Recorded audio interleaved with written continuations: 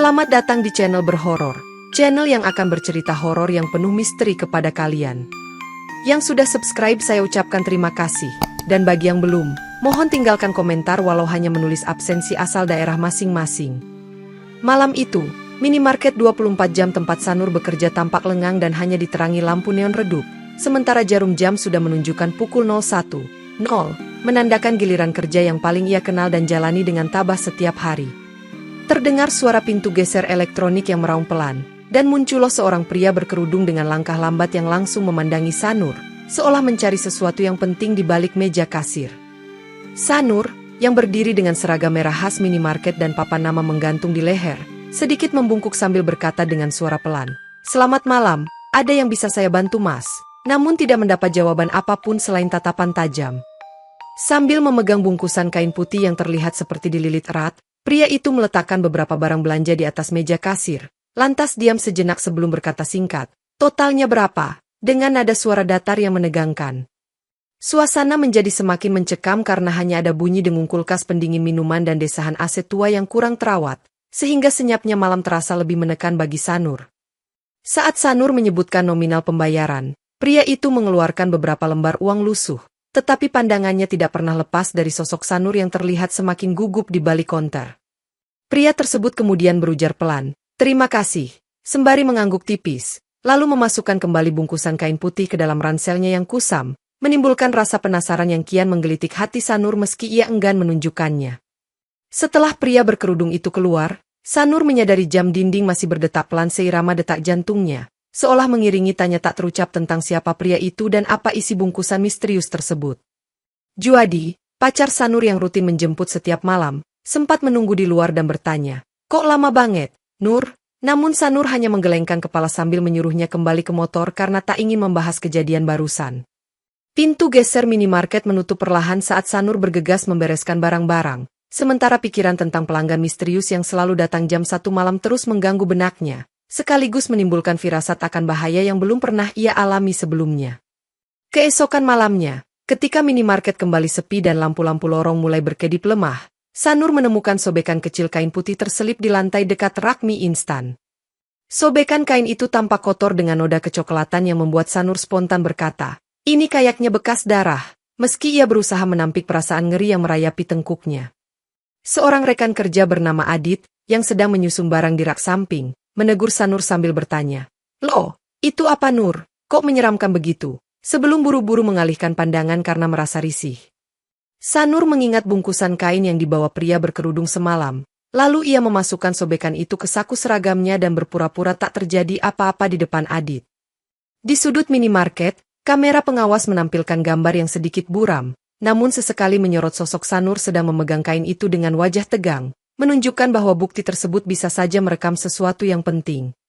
Ketika Juadi tiba untuk menjemput, ia melihat rona khawatir di wajah Sanur, lalu bertanya, "Kamu kenapa, Nur?" Kayak orang habis melihat hantu, namun Sanur hanya tersenyum tipis dan menggeleng tanpa memberi penjelasan. Sementara itu, rekan-rekan kerja Sanur mulai bergosip tentang pria misterius yang selalu muncul tengah malam, dan salah satu dari mereka berkata, katanya dia bawa barang aneh, dan sepertinya kain kafan, sembari saling menatap takut-takut. Perasaan ganjil kian tumbuh, terutama saat pintu minimarket terbuka lagi tepat di pukul 01.00, membuat semua karyawan yang bertugas menahan napas, berharap pria itu tidak muncul sendirian. Ternyata orang yang masuk hanyalah seorang warga lokal yang hendak membeli rokok, tetapi suasana sudah terlanjur tegang, sehingga setiap detail kecil makin menambah ketidaknyamanan yang menggumpal di udara. Di akhir shift, Sanur memberanikan diri memeriksa lebih teliti sobekan kain tersebut, lalu mendapati sebagian seratnya seperti dirobek paksa, sehingga ia pun berbisik lirih pada diri sendiri, "Harusnya aku cari tahu lebih lanjut, sebelum memasukkannya kembali ke dalam kantong." Pada sore harinya, sebelum berangkat kerja, Sanur menunjukkan sobekan kain itu kepada Juadi, dan ia berkata dengan nada prihatin, "Nur, ini kelihatannya berbahaya, mendingan kamu jangan coba-coba urus ini sendirian." Juadi menegaskan pendiriannya dengan menambahkan, "Aku nggak mau kamu celaka, jadi jangan nekat, Nur." Namun pandangannya tetap lembut saat ia membantu Sanur memasang helm sebelum berangkat. Di perjalanan menuju minimarket, Juadi menjelaskan bahwa ia pernah mendengar rumor tentang ritual aneh di daerah hutan belakang, dan ia memohon pada Sanur untuk tidak mengikuti jejak apapun yang berkaitan dengan kain menyeramkan itu. Meskipun Sanur mengangguk setuju, ia tetap menyimpan rasa penasaran. Apalagi kain putih itu mengingatkannya pada bungkusan yang terus dibawa pria berkerudung setiap malam, seolah ada hubungannya yang tidak terelakkan. Setibanya di tempat kerja, Juadi mengulangi permintaannya. Kamu janjikan, nggak akan nekat. Lalu Sanur menjawab, iya, aku janji, sambil berusaha meyakinkan dirinya sendiri bahwa ia tak akan bertindak bodoh. Saat malam beranjak larut, Sanur memandang jam dinding yang mendekati pukul 01.00, sambil menahan napas karena takut pria itu muncul lagi. Tetapi rasa penasaran tak henti menggoda pikirannya. Seorang karyawan lain bernama Tias berkomentar, kok kelihatan tegang banget, Nur? Lantas Sanur beralasan bahwa ia hanya kurang tidur karena sering dapat shift malam yang tidak adil. Beberapa menit kemudian, pintu minimarket terbuka, dan benar saja, pria berkerudung itu masuk sambil membawa bungkusan kain putih yang sama, kemudian langsung berjalan menuju rak bagian belakang. Sanur menyiapkan mental untuk melayani pelanggan tersebut. Namun kali ini ia teringat pesan Juadi, sehingga ia hanya bergumam pelan. Selamat malam, silakan, tanpa mengajukan pertanyaan apapun. Pria itu membayar belanjanya tanpa sepatah kata, lalu melangkah pergi dengan tatapan dingin yang menyiratkan peringatan, seolah melarang Sanur mencari tahu lebih jauh tentang isi bungkusan misterius itu. Seusai jam kerja, Sanur memutuskan untuk mencoba membuntuti pria berkerudung tersebut, sehingga ia memberitahu Adit, aku pulang duluan, ada keperluan mendadak. Meski sebenarnya ia hendak melanggar nasihat Juadi. Lorong sepi di belakang minimarket menjadi jalur yang diambil pria berkerudung itu, dan Sanur berjalan mengendap di balik bayangan tembok, berusaha memastikan langkah kakinya tidak terdengar. Lampu jalan yang kelap-kelip menciptakan suasana menyeramkan, ditambah deru angin malam yang menggugurkan daun-daun kering, memberikan kesan seolah lorong tersebut tak berujung dan menuntun ke kegelapan abadi. Semakin jauh pria itu melangkah, semakin Sanur merasakan ketegangan di sekitar. Terbukti dari bayangan pepohonan tinggi yang menjorok ke jalan, seolah menawarkan perlindungan bagi kejahatan yang bersembunyi. Tiba-tiba, langkah pria itu terhenti, dan ia menoleh sebentar ke belakang sambil mendengus. Namun Sanur sempat bersembunyi di balik tong sampah, mencegah diri agar tidak terlihat. Ketika dirasa aman, pria itu melanjutkan perjalanan hingga mencapai sebuah jalan tanah yang jarang dilalui orang, kemudian tampak masuk ke dalam gerbang kayu tua yang berbatasan langsung dengan hutan. Sanur bergegas mengirim pesan singkat pada Juadi, aku terlambat pulang, ada urusan, tanpa menyebut apa yang sebenarnya ia lakukan, karena khawatir Juadi akan menghentikan aksinya. Ketika Sanur memasuki gerbang itu, ia melihat minimarket sudah tampak jauh di belakang, dan tidak ada lampu penerangan apapun selain cahaya bulan sabit yang terhalang awan kelabu. Di sisi kiri jalan setapak, Sanur menemukan potongan kecil kain putih lain yang tersangkut di ranting, serupa dengan sobekan yang ditemukan kemarin di minimarket. Sehingga hal itu semakin meyakinkannya bahwa jejak pria ini berbahaya. Dalam keremangan malam, Sanur terus maju, sambil berbisik, aku harus tahu apa yang sebenarnya dia lakukan, meski keringat dingin mulai membasahi pelipisnya, dan suasana mencekam kian tak tertahankan. Setelah menembus gerbang kayu itu, Sanur melihat jalan setapak yang diteduhi pepohonan lebat, dan sepanjang jalur tersebut, ia menemukan potongan kain putih lain yang lebih besar, dengan noda merah pekat menempel di ujungnya. Suara burung hantu terdengar sayup, menambah kesan menakutkan di antara rimbunan, sementara Sanur bergumam cemas. Darah siapa ini? Sebelum memungut kain yang sudah kotor bercampur lumpur. Ketika menapaki jalan licin, Sanur mendengar langkah kaki di depannya, lalu menepi di balik semak tinggi dan melihat pria berkerudung memasuki sebuah pondok reot yang nyaris roboh. Suara pintu kayu berderi terdengar menyeruak malam, diikuti setitik cahaya lampu minyak dari dalam pondok, yang memantulkan bayangan pria berkerudung sedang menaruh bungkusan kain ke atas meja tua.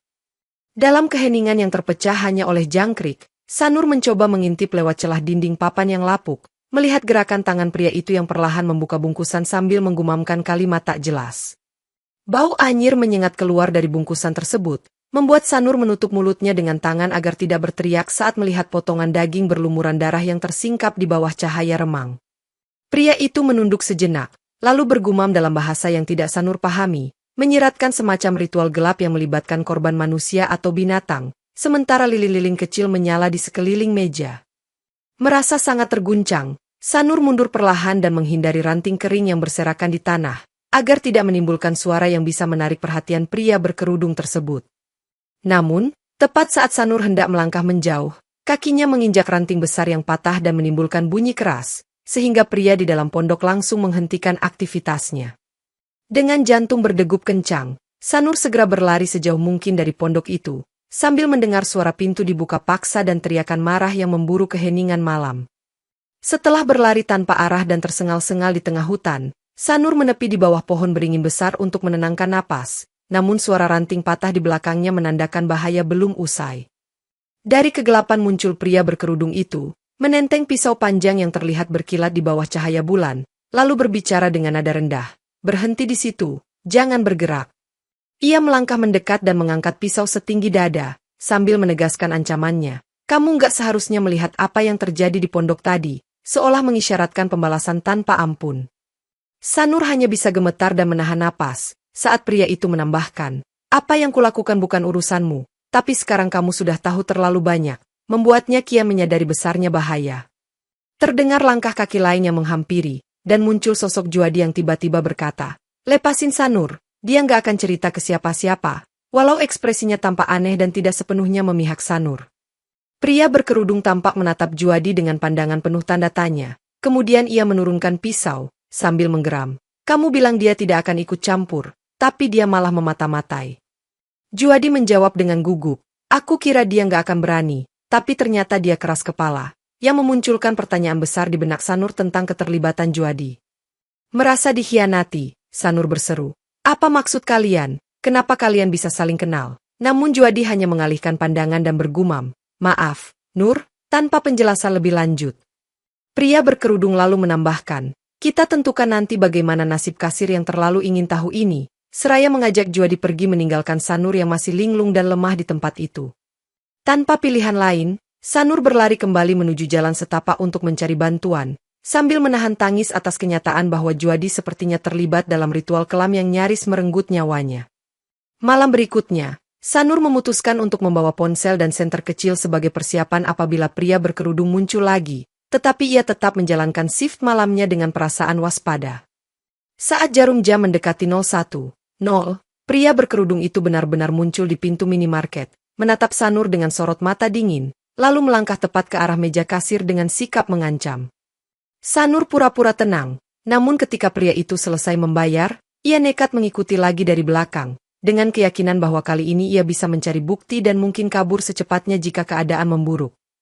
Begitu memasuki kawasan hutan, pria berkerudung menyadari bayangan Sanur, lantas berbalik sambil mengacungkan pisau, berteriak, kamu nggak kapok juga rupanya, sebelum mengejar Sanur yang langsung berlari sekuat tenaga.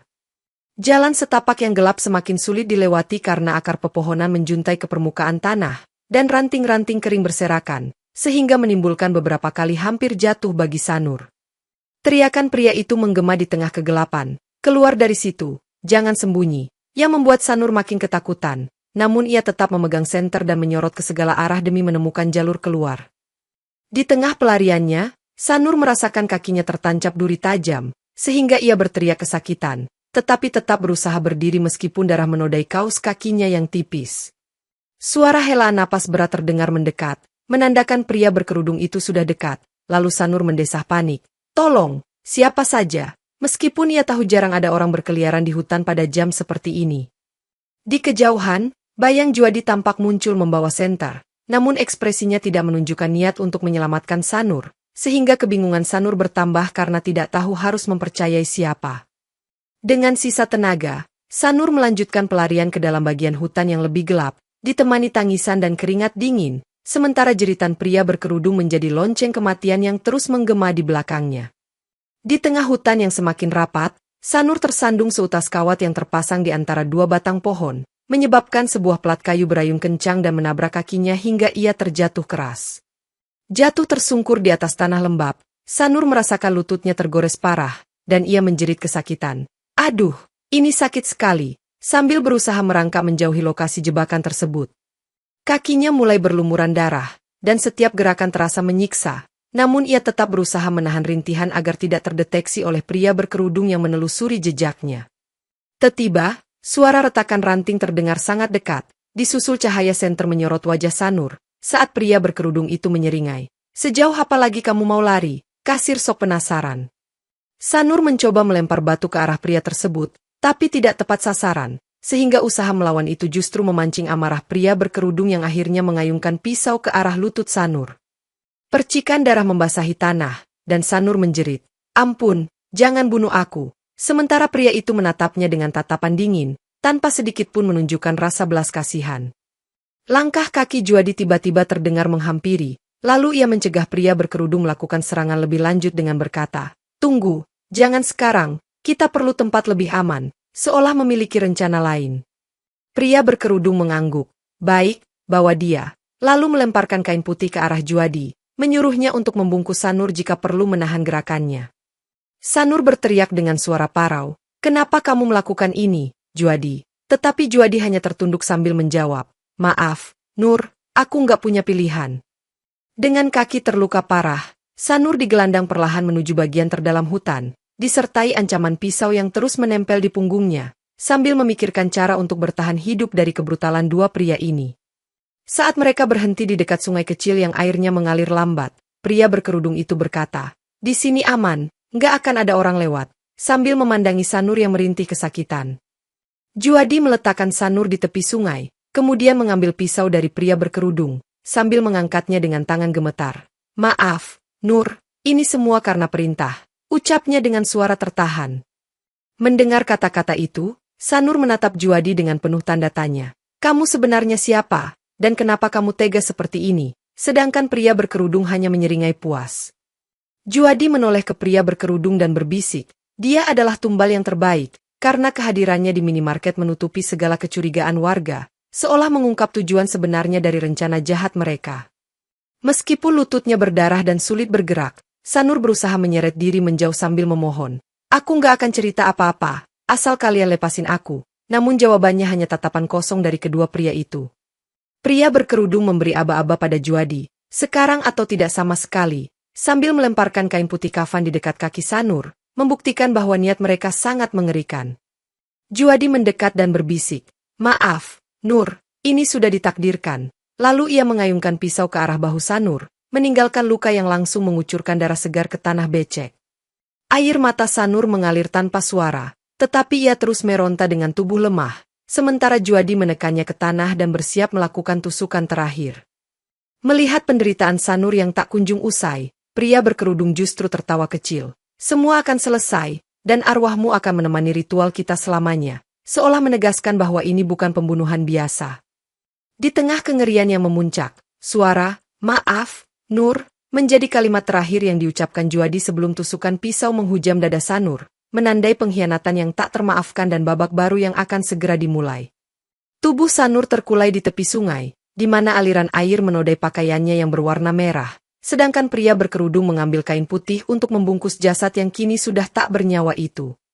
Juadi, dengan tangan berlumuran darah, menatap mata Sanur yang terbuka kosong, lalu bergumam, "Dia sudah pergi," seolah hendak meyakinkan dirinya sendiri bahwa tindakan kejam itu selesai. Pria berkerudung membantu Juadi mengikat kain kafan di sekitar tubuh Sanur, lalu mengangkatnya perlahan untuk dibawa menuju arus sungai yang sedikit lebih dalam. Suara gemericik air terdengar samar saat mereka menenggelamkan jasad Sanur, seakan menutupi jejak kejahatan yang baru saja dilakukan di kegelapan malam. Bulan di langit bersinar pucat dan menyaksikan pembunuhan tersebut, sementara angin dingin berhembus di pepohonan sekitar, seolah alam pun bersedih dalam kesunyian yang mencekam. Selesai membuang mayat, pria berkerudung berujar singkat, "Ritual kita selanjutnya harus segera dilaksanakan," menunjukkan bahwa pembunuhan Sanur hanyalah bagian dari rangkaian rencana mereka yang lebih panjang. Juadi menanggapi dengan suara bergetar, "Aku butuh waktu untuk menenangkan diri, karena tampaknya nuraninya masih tersisa, meski ia telah menjadi pelaku dalam pembunuhan keji itu." Pria berkerudung membalas, "Jangan cengeng, peranmu belum selesai." Seraya menepuk bahu Juadi dengan kasar dan bergegas meninggalkan lokasi, menyiratkan bahwa mereka harus segera berpisah. Di pinggiran sungai, darah yang menempel di bebatuan perlahan terbawa arus, namun bayangan kain putih yang sempat mengapung seperti menyimpan jeritan bisu yang tak seorang pun dengar. Malam itu pun berlalu tanpa saksi lain kecuali bulan dan pepohonan, sementara arwah Sanur merasuk ke dalam kegelapan hutan, memulai fase barunya sebagai roh penuh dendam yang menuntut keadilan. Di minimarket yang sama, beberapa malam setelah kematian Sanur, rekan-rekannya mulai merasakan kehadiran aneh, seperti suara langkah kaki halus di lorong kosong atau bisikan lembut yang memanggil nama mereka. Seorang karyawan bernama Tias menjerit ketakutan ketika melihat bayangan wanita berseragam merah melintas di cermin pendingin minuman, lalu menghilang begitu saja saat ia menoleh. Adit yang sedang bertugas kasir mendengar suara kas terbuka sendiri, dan ketika ia melihat ke dalam laci, di sana tergeletak sobekan kain putih berlumuran darah yang tak pernah ia lihat sebelumnya. Pada rekaman CCTV malam itu, terlihat samar sosok menyerupai Sanur berdiri di pojok minimarket, kemudian menghilang setelah lampu berkedip beberapa kali, menimbulkan teriakan kaget dari petugas keamanan yang menyaksikan ulang. Gosip seputar roh Sanur yang gentayangan pun merebak, membuat banyak karyawan meminta jadwal siang hari saja, karena tak sanggup menghadapi suasana mencekam tiap tengah malam. Manajer minimarket mencoba menenangkan karyawannya dengan berkata, "Itu cuma halusinasi kalian," namun matanya juga memperlihatkan rasa takut yang tak terucapkan, karena pintu minimarket sering terbuka sendiri di jam-jam tertentu. Pada satu malam, bayangan merah tiba-tiba melesat di depan kasir, disertai suara tangisan perlahan yang bergema di dinding. "Kenapa kalian membiarkan aku mati?" Seolah menuntut jawaban dari siapapun yang mendengarnya. Tias kembali pingsan mendengar suara tersebut, sehingga Adi terpaksa memanggil ambulans karena khawatir akan kondisi mental rekan kerja yang makin tertekan. Sejak kejadian itu, minimarket mulai sepi pengunjung pada jam malam, sebab warga sekitar mendengar kabar seram tentang penampakan kasir yang meninggal secara tidak wajar. Di luar minimarket, samar-samar terlihat bayangan Sanur yang menempel di kaca etalase, menegaskan bahwa arwahnya belum tenang dan sedang menunggu waktu yang tepat untuk menuntut pembalasan. Setiap kali fajar tiba, karyawan yang membuka minimarket menemukan sisa-sisa kain putih berceceran di lantai, seakan dihantamkan oleh entitas tak kasat mata, menambah kepercayaan bahwa roh Sanur masih gentayangan. Pada suatu pagi, Tias menjerit ketika melihat kain itu menempel di pintu kasir, dengan goresan merah tebal membentuk tulisan, "Di mana keadilan?" yang seketika membuatnya berlari keluar sambil memanggil temannya. Polisi sempat dipanggil untuk memeriksa keadaan, namun mereka hanya menemukan bukti seadanya dan menganggap itu ulah orang iseng, karena jasad Sanur memang belum pernah ditemukan secara resmi. Meskipun begitu, setiap malam keanehan terus berlangsung, mulai dari suara barang jatuh hingga bau anyir yang menyergap tiba-tiba, seolah mengingatkan bahwa minimarket ini menyimpan sebuah rahasia berdarah. Adit mengajak Tias untuk berdoa bersama, semoga arwah Sanur menemukan ketenangan, meski di luar mereka tidak terlalu yakin, karena fenomena supranatural justru semakin sering terjadi. Sementara itu, para pelanggan yang datang mengeluh merasakan hawa dingin merayap di lorong susu, dan beberapa bahkan melihat sosok perempuan berambut basah tengah menunduk menahan tangis. Pada layar CCTV malam itu, terekam dengan jelas bayangan seragam merah melayang di atas rak biskuit, lalu berpindah ke pojok ruangan seolah-olah menuntun pandangan kamera untuk mengikuti keberadaannya. Polisi yang tiba kembali memeriksa rekaman, tetapi sebagian file rusak dan menampilkan gangguan visual, sehingga mereka tak dapat menyimpulkan apapun yang pasti kecuali dugaan tempat itu benar-benar berhantu. Tekanan dari pihak manajemen terus meningkat, sebab kerugian terus bertambah akibat minimarket sepi, dan mereka berusaha menutupi kabar hantu kasir agar bisnis tetap berjalan. Di tengah situasi itu, beberapa saksi mengaku melihat kain putih panjang melayang di luar jendela minimarket pada tengah malam, memancarkan aura menyeramkan yang tak dapat dijelaskan dengan logika. Di rumah kontrakan sederhana, Juadi mulai merasakan gangguan yang tak kalah menakutkan, seperti suara ketukan di jendela tengah malam disertai bisikan lembut. "Kamu kenapa, Ju?" yang berasal entah dari mana. Setiap kali ia memejamkan mata, bayangan Sanur dengan seragam merah dan kain kafan melingkar di tubuhnya selalu muncul, membuatnya tersentak bangun sambil tersengal menahan ketakutan.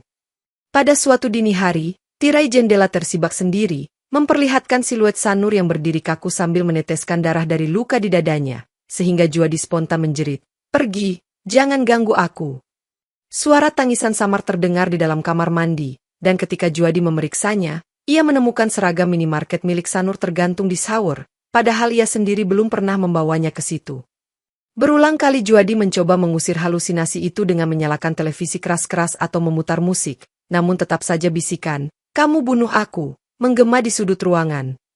Sekali waktu, pria berkerudung datang menemuinya, lalu berkata, "Kamu harus kuat, ritual kita belum selesai," sembari melempar kain putih yang masih berbau anyir, membuat Juadi semakin merasa bersalah.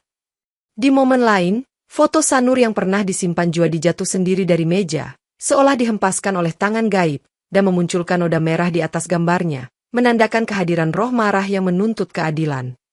Juadi pun mulai jarang keluar rumah, karena takut melihat sosok Sanur di jalan, terlebih ketika malam datang, ia kerap melihat bayangan merah melintas di sudut matanya. Ketidakwarasan mulai menggerogoti Juadi. Ia berteriak histeris. "Jangan ganggu aku, Sanur." Setiap kali merasakan angin dingin bertiup tiba-tiba di kamarnya. Ketika lampu padam, ia menyalakan lilin dan mendapati cermin memantulkan bayangan Sanur tepat di belakangnya. Sehingga ia menjerit, membanting pintu, dan menutup diri sepanjang malam tanpa berani memejamkan mata. Sementara itu, pria berkerudung tetap melakukan ritual-ritual aneh di tepi hutan, menyusup mencari korban lain yang bisa dijadikan tumbal. Namun setiap kali ia menyalakan lilin di pondok Reyot, bayangan Sanur muncul di sudut ruangan. Di suatu malam gelap, pria itu berusaha menyalakan api unggun, namun tiba-tiba api mati dengan sendirinya, seolah ada kekuatan tak kasat mata yang menghambat kelancaran ritusnya. Ia tersentak ketika mendengar suara seretan kain menyentuh lantai, lalu melihat sesosok wanita berambut basah berdiri di pintu pondok, menatapnya tanpa ekspresi, membuatnya bergidik ngeri. Dengan gugup, pria itu mengangkat pisau di tangannya dan berteriak, "Pergi, jangan ganggu ritualku." Namun sosok Sanur tidak beranjak, justru mendekat dengan langkah perlahan. Lilin-lilin yang tersusun berbentuk lingkaran tiba-tiba padam semua, menyisakan kegelapan di mana hanya terlihat mata pria berkerudung yang ketakutan karena merasa terjebak. Terdengar suara kain terkoyak, dan pemandangan makin menegangkan ketika bayangan Sanur mendadak lenyap, lalu muncul lagi di belakang pria itu, seakan menegaskan bahwa ia tak bisa lepas dari kejaran arwah dendam. Pria berkerudung mencoba kabur, tetapi pintu pondok tiba-tiba tertutup sendiri, membuatnya memukul-mukul kayu rapuh sambil berteriak memohon pertolongan. Dalam kegelapan pondok, terdengar sayup suara tangisan wanita, lalu disusul oleh dengus putus asa pria berkerudung yang menyadari bahwa kekuatan yang mengikatnya lebih kuat daripada pisau yang digenggamnya. Beberapa penduduk yang tinggal cukup dekat hutan mengaku mendengar suara jeritan dari arah pondok. "Tolong!" Namun tidak ada yang berani mendekat karena mereka tahu area tersebut angker sejak dahulu. Ketika subuh menjelang, pria berkerudung ditemukan terkapar di dalam pondok dengan tatapan kosong, penuh luka cakar di sekujur tubuh, seolah disiksa oleh bayangan tak terlihat yang meninggalkannya nyaris tak bernyawa. Di pagi yang berbeda, minimarket kembali gempar ketika Adit menemukan seorang karyawan baru bernama Dinda tewas di gudang dengan tubuhnya terbungkus kain putih, mirip cara kematian Sanur dahulu. Seluruh lantai gudang dipenuhi jejak kaki basah, padahal tidak ada hujan sebelumnya, seolah-olah arwah Sanur meninggalkan petunjuk bahwa ada pihak lain yang berusaha mengulangi ritual mematikan. Polisi berbondong-bondong datang, memasang garis kuning di depan pintu belakang minimarket, sementara kerumunan warga menerka-nerka bahwa penunggu tempat itu menuntut korban lagi. Tias, yang sudah traumatis, menuding Juadi sebagai sosok mencurigakan karena sempat datang sebelum Dinda ditemukan tewas, namun Juadi bersikeras, "Aku nggak ada hubungan sama pembunuhan ini," di hadapan petugas. Meski demikian, bukti forensik menunjukkan adanya sidik jari tak dikenal pada kain putih tersebut, menandakan sosok pria berkerudung juga masih berkeliaran di sekitar minimarket.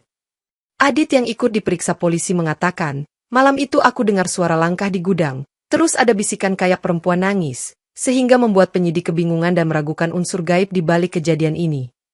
Pada rekaman CCTV, terlihat pintu gudang terbuka sendiri, lalu bayangan merah melintas sebelum lampu gudang berkedip dan mati, menciptakan kesan bahwa entitas gaib terlibat dalam kematian Dinda.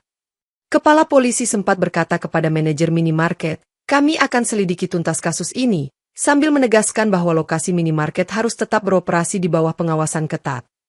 Akan tetapi, karyawan lain menjadi ketakutan dan memilih mengundurkan diri, sehingga minimarket semakin kekurangan staf, dan reputasinya di mata pelanggan memburuk drastis. Peristiwa tragis itu memperjelas bahwa roh Sanur tidak berdiam diri, dan tampaknya ada kekuatan lebih besar di balik kematian-kematian misterius yang menyelimuti tempat ini. Juadi, yang masih diliputi rasa bersalah, suatu malam nekat kembali ke hutan demi menyelesaikan urusannya dengan roh Sanur, berpikir bahwa jika ia meminta maaf secara langsung, mungkin kutukan akan berhenti. Ketika tiba di tepi sungai, ia melihat serpihan kain merah mengambang di atas air, seakan menunjukkan jejak keberadaan Sanur yang dulu dibuang di tempat itu. Tiba-tiba, sesosok bayangan wanita muncul dari balik kabut, menyeret kain kafan putih dan memandang Juadi dengan tatapan tajam, membuat nyali Juadi ciut seketika. Ia berlutut sambil berseru, "Maafkan aku, Sanur, aku terpaksa." Namun bayangan itu hanya menatapnya tanpa suara, menimbulkan suasana hening yang menyiksa. Dalam keheningan, terdengar suara gemerisik daun, lalu muncul siluet pria berkerudung yang juga terlihat lemah, menampakkan luka-luka di sekujur tubuhnya karena gangguan arwah Sanur. Pertemuan ketiga makhluk ini Juadi yang penuh rasa bersalah, pria berkerudung yang terluka, dan arwah Sanur yang menuntut pembalasan, menciptakan ketegangan memuncak di tepi sungai yang berkilau suram. Bayangan Sanur kemudian mengangkat tangan, mengarahkannya ke arah pria berkerudung sambil mengeluarkan suara seperti isakan, sehingga pria itu berteriak, "Tidak, jangan," dengan penuh ketakutan. Arwah Sanur seolah menuntut balas, mencengkeram pria berkerudung dan menjerumuskannya ke dalam arus sungai dengan kekuatan yang tak terlihat, membuat pria itu menjerit minta tolong.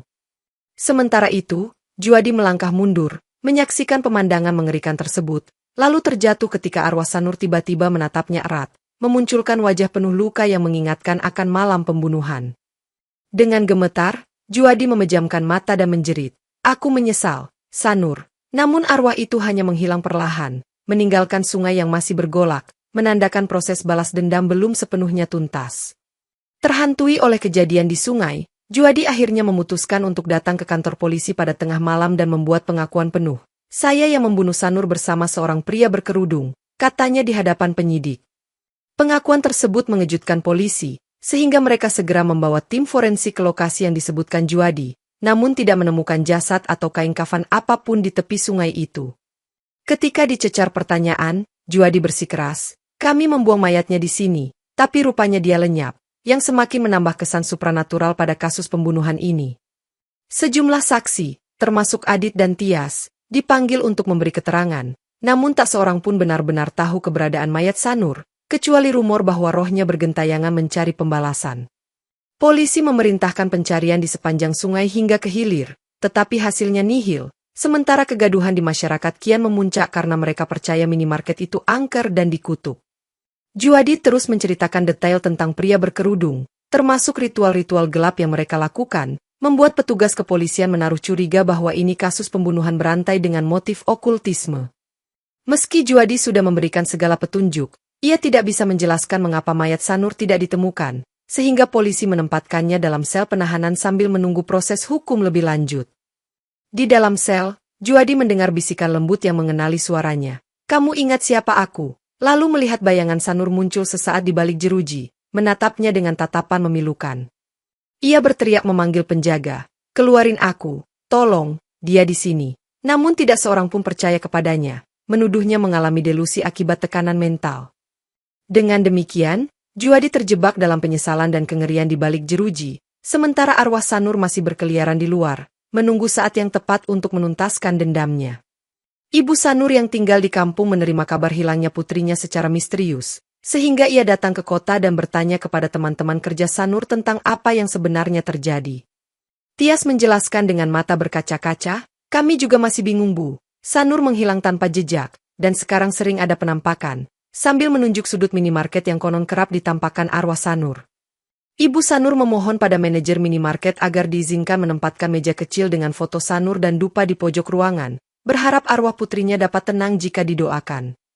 Ketika malam tiba, di depan minimarket itu, Ibu Sanur menyalakan lilin dan berdoa lirih, memanggil nama putrinya.